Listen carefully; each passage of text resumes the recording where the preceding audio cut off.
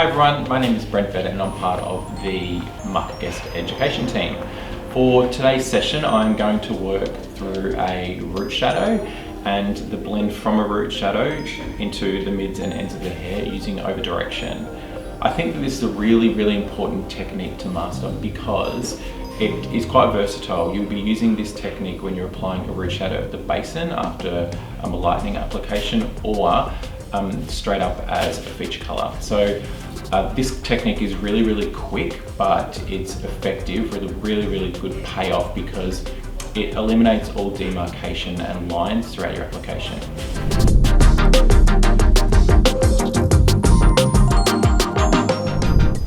Hey everyone, so we are stepping straight into our root shadow application with an over direction to apply the mids and ends colour.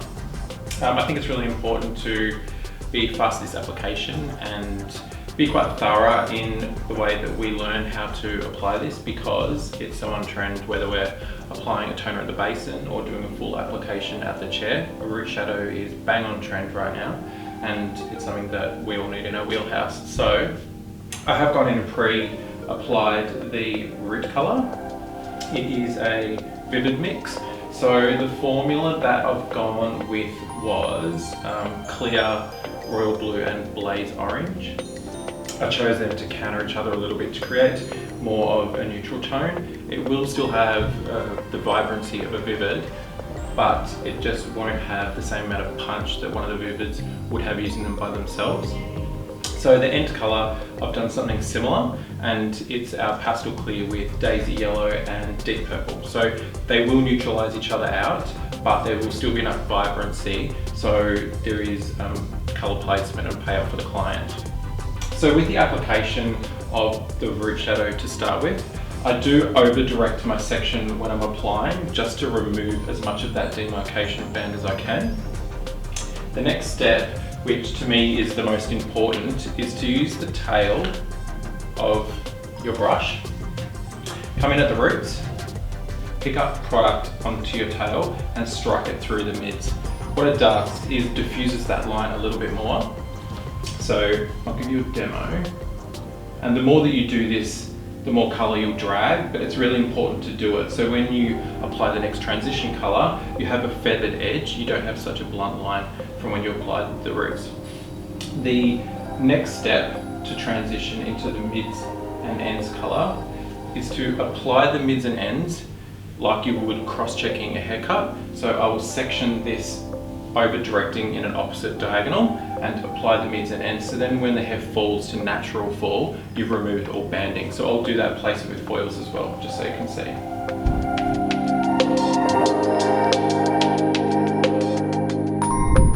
So to apply this transitional colour through the mids and ends, it's really important to over direct this section away from natural fall, just because as soon as this colour, this section is let go and it falls back to natural fall, it diffuses that transition point.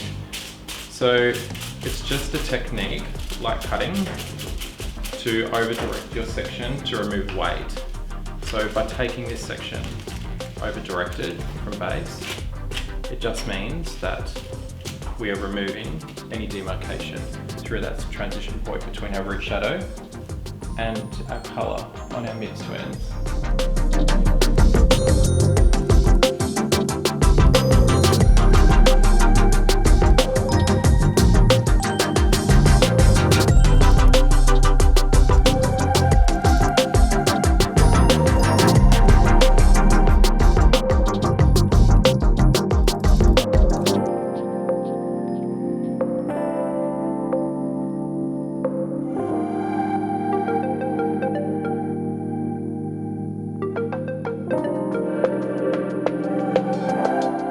So just to recap on this root shadow technique, I think the most important thing to consider is over direction. So I over direct my section when I'm applying my root colour, coming back to natural fall, then I re-over direct on an opposite angle when I'm applying my mids to ends colour.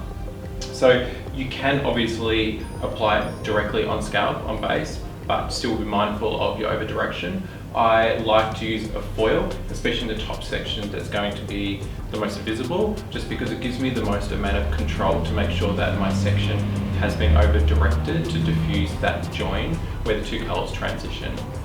We're going to send Billy off to process for the next half an hour, but just thought I'd mention that before we did this colour application, we did use the Vivid Prepare shampoo to prep this mannequin head for our Vivid colour line.